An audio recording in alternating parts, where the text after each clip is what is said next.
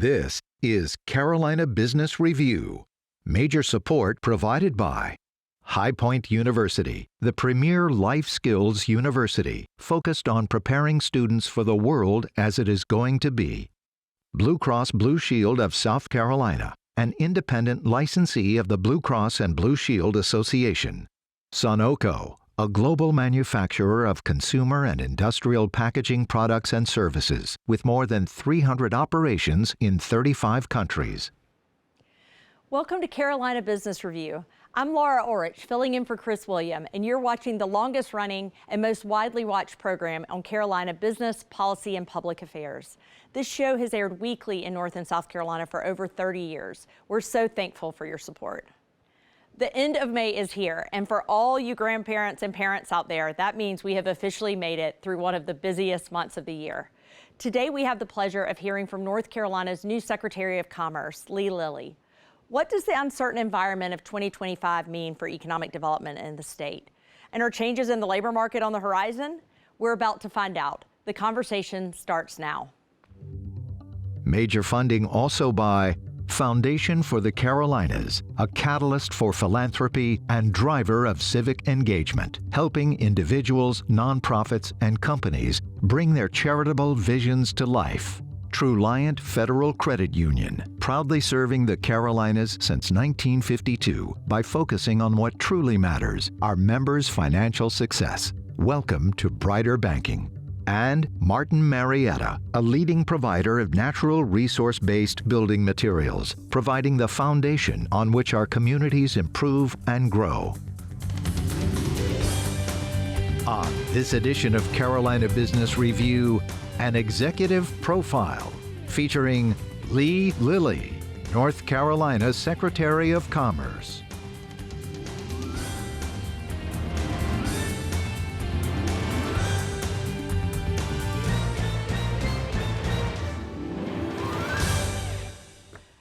Welcome to the show. First time here, right? First time here, thank you. Welcome, and congratulations on the new role. Now that you've been in the job for a few months, I'm just curious, what is your number one priority? Where are you moving forward?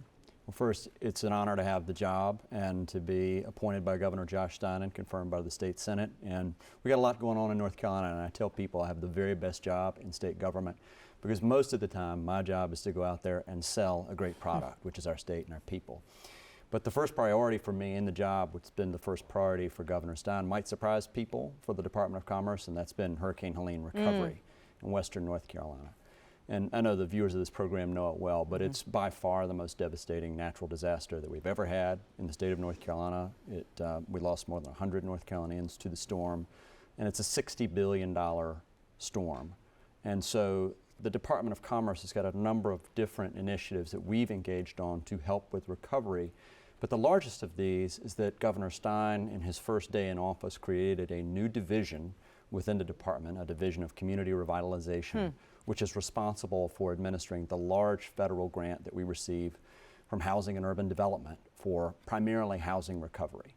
So one thing that's a little bit unknown about hurricane or natural disaster recovery is that funds for housing really come at the end because it's the expectation of the federal government that all the other funds are expended first, insurance funds, nonprofit, whatever you may have. Really interesting. And really the funds of last resort is this appropriated funds, it's not automatic, that come to the state, in this case, a $1.4 billion grant to focus on housing recovery, primarily single-family homeowners, and really those that are most at risk and have the least amount of resources to help themselves to recover. So we'll be focused on relatively low to moderate income families, those with disabilities, those who may be elderly. And we will launch this program later this summer.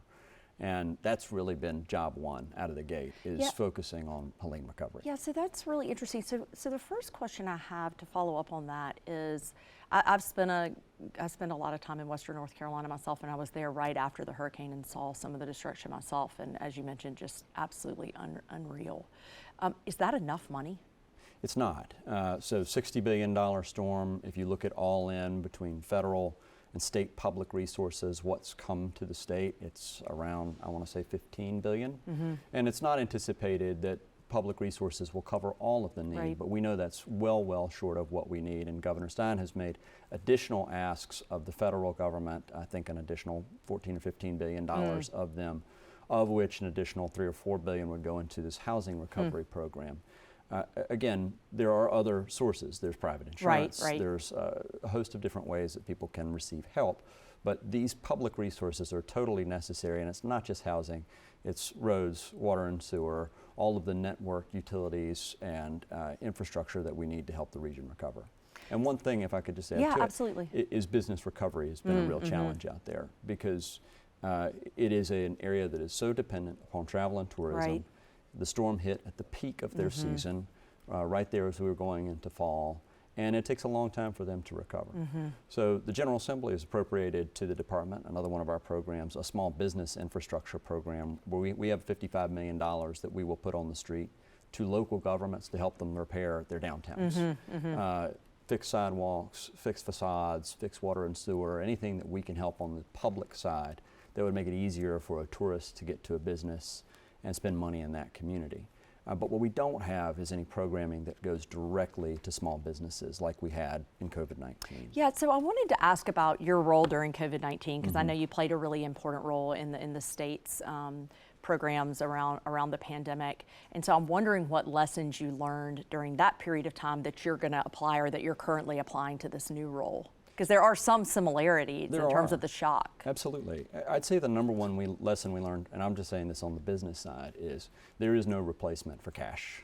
There is no replacement for making sure that there is cash in the system when essentially the business is frozen. And in the case of many of these communities where they had no water, sewer, electric, and then they had this long extended period where they couldn't get consumers into their community, they're essentially frozen. And so what you need in that environment is cash, and there's only a handful of resources that will provide this. Now, there's some great nonprofits up there, Mountain Biz Works, which has been working with businesses throughout the community. They run a small business loan program. The governor has worked with Dogwood Health and the Duke Endowment to do a small business grant program, of which we've given out grants to 2,100 businesses, $55 million worth of grants, but it's not enough. Right. And I meet with business owners. I was there last week in Madison County, met a business owner who had flood insurance, but the insurance carrier is not paying out on the claim. And this individual's got to make a really tough choice. Do I continue trying to keep this enterprise alive when I have $600,000 in repairs that I'm not covered right now on insurance to do? Or is there another path for me where I just call it quits? And what we want and what we think is important for recovery, the lessons that we've learned, is that urgency, speed really matters. Right. The quicker you get capital into the system, the quicker it's going to recover. And then there's no shortage of getting things back to normal when it comes to recovery. The things that you're used to, living in your own home, going to the place that you like to shop, or going to the place where you like to have dinner or lunch, and having those businesses open, is essential to really the psychological response of recovery. And that was an important thing that we learned in COVID. So urgency, getting cash into the system, these are the things that you have to do, and I think that's really the way that Governor Cooper and now Governor Stein have approached the recovery for Hurricane Helene. Yeah, really, really interesting. Do you feel like, is there concern in those areas that the longer, I mean, you mentioned urgency, the longer we go, the more time there is that they just kind of, people don't think about it as much? Oh yeah, that always happens. I mean, you look at sort of the curve of what happens with a disaster. There's this real flood of interest and investment that comes immediately after the storm, because it's on your screen and it's on your Facebook page and it's everywhere you go. You can see the impact of the storm. Time goes on, other things fill the gap in your imagination, and frankly, people don't notice. We are not going to lose that focus at the administration level, and we've got some tools to help other people remember that Western North Carolina is open.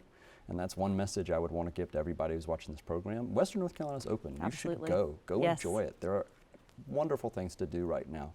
Not everything's open all the way, but most things are open and you can go enjoy it. And so we've got a marketing campaign that's going out both within our region and internationally, trying to remind consumers you should come to Western North Carolina and spend your money. But yeah, there's a challenging piece of this from a public policy standpoint, where there is this little lull after a while of interest. We aim to keep that moving, and because it's the governor's top priority, he's going to have another round of asks from the General Assembly for Helene recovery coming just next week. That's excellent. So let's talk a little bit about the 2025 economic conditions. So the Economic Policy Uncertainty Index is the highest it's ever been. How is this impacting economic development right now in North Carolina? I'd say it's a mixed bag so far. So we started the year in economic development for the state with what we thought was a very rich pipeline of new projects, expansion and new investment into the state that we were courting. A lot of capital that had sat on the sidelines through the election, was waiting to see the outcome and then invest and deploy. And we continue to be an incredibly attractive place for those investments. Then comes all the changes at the federal level. And in conversations with companies that we're working with, I had one describe it to me as like, well, to your point about the economic uncertainty index, it's like driving in the fog. Yes. We were cruising along, the fog descended, now we've slowed down and we may have to pull over to the side of the road and turn the blinkers on. And it makes it harder for us to do our job as the economic development engine of the state of North Carolina. That said, we continue to get some great projects into the state. The governor announced earlier this week an investment into Wake County. It was Genentech, which is the biotech firm that invented biotechnology about 50 years ago. And they'll be investing $700 million, creating 420 jobs, paying about $120,000 a year in southern Wake County. So they have confidence enough to do that. They believe their marketplace is going to be there. And these are usually long-term investments because it's manufacturing predominantly that we continue to see in our economic development portfolio. So what about foreign direct investment? Have there been changes like this? I think the driving through fog is an excellent analogy, but is that impacting domestic decisions different than the foreign direct investment decisions, or is it impacting everybody? Well, the governor and I spent the early part of this week in Washington, D.C. at Select USA, which is the largest conference for foreign direct investment that we hold in the United States. It's hosted by the U.S. Department of Commerce. So we had the opportunity over 2 days to meet with about a dozen different companies from around the world who have either existing investments in the state of North Carolina or are looking to invest in the state of North Carolina. And I would say that their perspective aligns pretty neatly with those of our domestic companies, which is the same sense of uncertainty. They have projects, they see a marketplace, whether it's a domestic marketplace or really a global marketplace where they know that they could invest in additional manufacturing and scaling for whatever product that they want to produce here. What they don't know is when they pencil out trade policy, when they pencil out tax policy, what does it really look like and just how much can they afford to invest in North Carolina. So they have to make some tough decisions without all of the information. That's always true, but I think they've had less information than ever before. Absolutely. So as you look at 2025 and then moving forward, I know North Carolina has been one of the fastest growing states in the country for years and years now at this point. Do you expect to see that continue? Do you expect to continue to see the type of growth in population and employment that we've been seeing? I certainly hope so. We've been the third fastest growing state in the country since 2020. Only Texas and Florida have grown faster than the state of North Carolina. We've continued to be ranked as one of the most business-friendly states in the country. CNBC has had us in the top 2 for 4 years in a row. 2 of those is number 1. I think that we have the right mix here still in North Carolina to attract not only new business investment, but really just people voting with their feet, wanting to move here. It's a great place to live. We have everything that people want. We have great amenities, schools, healthcare, et cetera. I don't see that changing. What I do think we all are grappling with is some of the growing pains that are associated with this investment and growth. The good problems to have. I would rather have these than have the problems of a city in the north that was declining. But as Governor Stein likes to say, it used to be if you build it, they will come. And now it's if you don't build it, they'll still come because we have this influx of people who want to be here and take advantage of living in North Carolina, which is a great thing. But our infrastructure, everything from water, sewer, roads, multimodal, and especially housing, has really got to do a lot to catch up. So you mentioned the CNBC rankings. So let's dig in there a little bit. So we were #1 for 2 years and then dropped to #2 behind Virginia. They had to change the rules to make that happen. And I believe it was infrastructure really where we got dinged the most. So can you talk about that? Like, how do we get back to #1 and those infrastructure investments that you're talking about that we need? What's the key to getting where we need to be with infrastructure? Well, just to be really clear, they've got I think a fairly scientific system of weighting different criteria, and the thing that was previously the most weighted criteria was workforce, where we scored very, very highly. And I would love to talk more about workforce with you because you know so much about it. But yes, they raised up the profile of infrastructure in the scoring, and so Virginia took it and we came in second. And we're still proud to be in second, but we want to be #1. Yeah, absolutely. Obviously, if you live in Charlotte or if you live in Wake County, you can look around and see places where we've got some gaps in infrastructure that we need to invest additional capital, additional resources, whether it's transportation infrastructure. When you get outside of the metros, it's broadband infrastructure, water and wastewater in particular are big needs. And then you look at what we have as strengths in infrastructure. We have 2 pretty good ports in North Carolina. We have a good rail network. I think those are good selling points for us. But we went through a big spend in infrastructure over the last 4 years. The combination of federal COVID dollars, which the General Assembly put a lot of that into infrastructure, and then the bipartisan infrastructure law. And the long tail on those investments, we haven't really felt yet. Right. I mean, I'll give you an example. There was a great grant that we got from the federal government under the bipartisan infrastructure law to build a new bridge out in eastern North Carolina to go over the Alligator River. I go over that river pretty frequently, and we got pilings, but no bridge yet. It just takes a little while to get some of this money deployed into infrastructure. So there are benefits that we will see over the next 2, 3, 4, 5 years from these investments in infrastructure, but we really can't stop because the needs of a growing state are considerable. Absolutely. So let's talk about workforce. Yeah, love to. So we have lots of people moving to the state for jobs, but we also have homegrown talent that's in North Carolina as well. And the truth is, like, our labor force participation rate could be higher. We could have more people in the workforce they're born and raised here. How do we encourage people to get into the workforce, to join the labor force in 2025 in a year like we're having right now?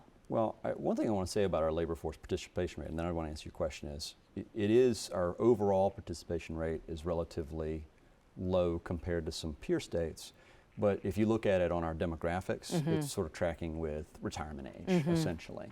And if you look at our prime age participation rate, basically 25 to 55, we have been very steady in the high 80s for a very, very long time. So the people who are in prime working age are working, and that's not really declining or changing.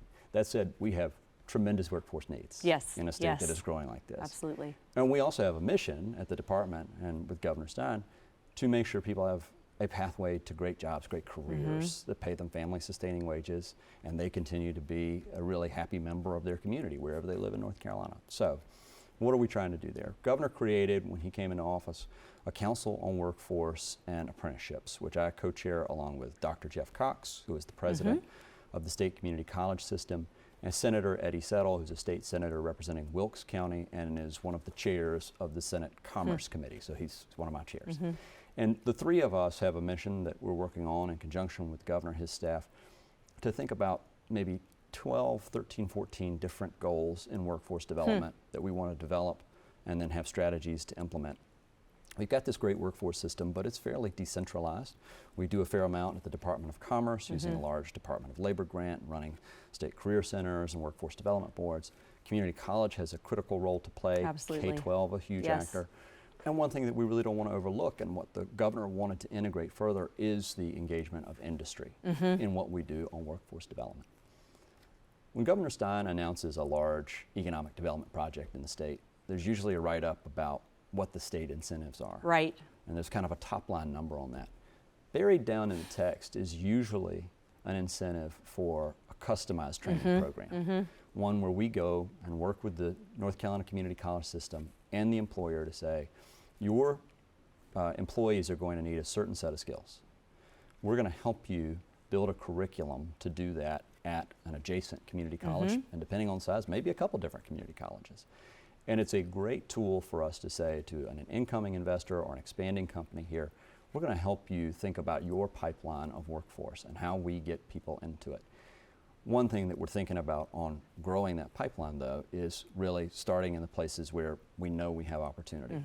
K-12, where we continue to see a need to help kids understand what manufacturing really looks like, what career and technical education really can be, what skilled trades pay, and what they pay you relative to what you put into it in terms of cost for education. And so integrating more of this curriculum earlier in K-12, and K-12, I should say Department of Public Instruction already does some of this, but we want to do more and make sure it's aligned all the way through the chain for us. And then thinking about where are the places in the population that we have not tapped into. We always think about our military veterans community, where we have tens of thousands separating from the military in this state every year, people with great skills that we want to keep in the state, need to find a way to get them into our programs, maybe with a leg up based upon their skill set coming out of the military, because employers love to hire them. Absolutely. Our disabled community, making sure that people in the disabled community have more access to workforce training and can get into jobs that we think are going to work well for both them and the employer. And then people who are justice involved, people coming out of our correction system, which also represent a huge number of people. And we've got a number of programs that are working to help folks when they come out of incarceration get into a great job. But we need to do more, and we need really more alignment across all of these decentralized pillars within workforce development. So that's what we've been charged to do. So as you were talking about that, something popped into my head. I'm wondering what you see the role in AI being as we move forward. I know this is a question that gets asked a lot, and it's hard to know exactly how this is going to play out.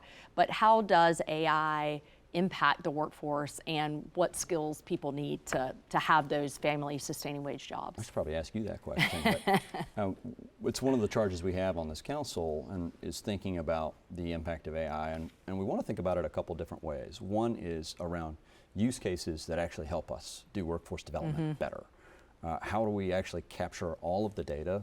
I know you've done some work on this. Data and information that we have on what's a successful training program look like, what certifications are really valuable, and how are we aligning that in a way where we've captured that information, synthesized it, and used it more effectively for our workforce systems to align, talk, communicate, and ultimately be more efficient. Right. And then there are use cases out in the marketplace which might be really valuable for us to think about in workforce. But how would it positively or negatively affect the workforce? I will concede to you, I don't really know. Yeah, it's hard to know. I know what I read, and I was just out in San Francisco a couple of weeks ago meeting with some of the larger AI companies trying to get their perspective on this. And of course, they're very bullish on the technology and what they're producing, and I don't think there's any way that we are stopping it. But what we have seen when you have large-scale changes in technology is that there could be a really difficult period for workforce where there has to be some changes. And one of the things that we think about with AI is that where traditionally changes in technology have impacted most often blue-collar workers. Right. This is something that's probably going to affect white-collar workers in a really different way. Yes. And to be frank with you, our workforce programs aren't really focused on white-collar workers. That's not really where we tend to funnel people.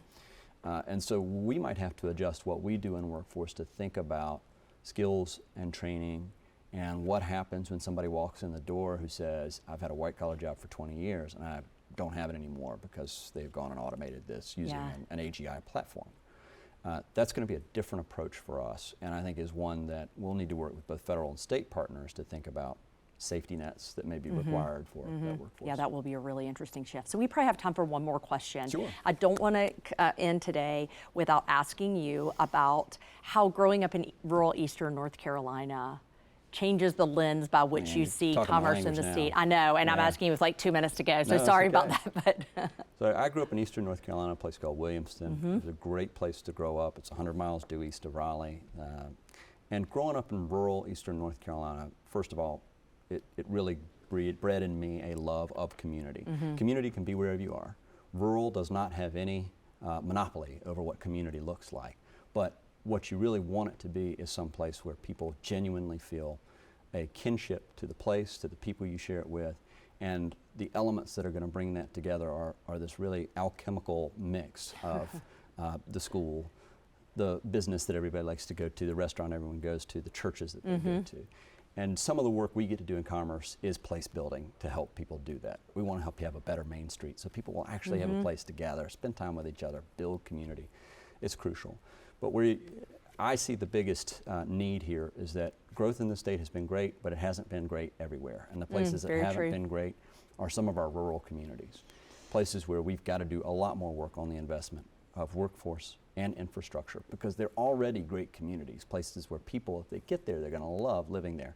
But we got to give them a reason to get there. And the way that we help them give them a reason is build out the bones that they need to be competitive. Those bones are going to be really infrastructure and workforce, because the rest of it, I think, will take care of itself. Really great. It's so great to be able to talk to you about all these things. And like you said, it's the experience of growth in the state is very uneven in some ways. Do you see, just really quickly, 30 seconds left, do you see a positive change for those rural communities on the horizon? Well, look, we've gone from a place where we saw several of them shrinking to they're back growing again, and they're growing through in-migration. So it's possible to do this, and we really do it around hubs to do that. Thanks so much. Yep. Thank you so much for joining us. I could talk to you all day about these things. And thanks to all of you for joining us. Make sure to tune in next week. Thanks so much. Have a great weekend.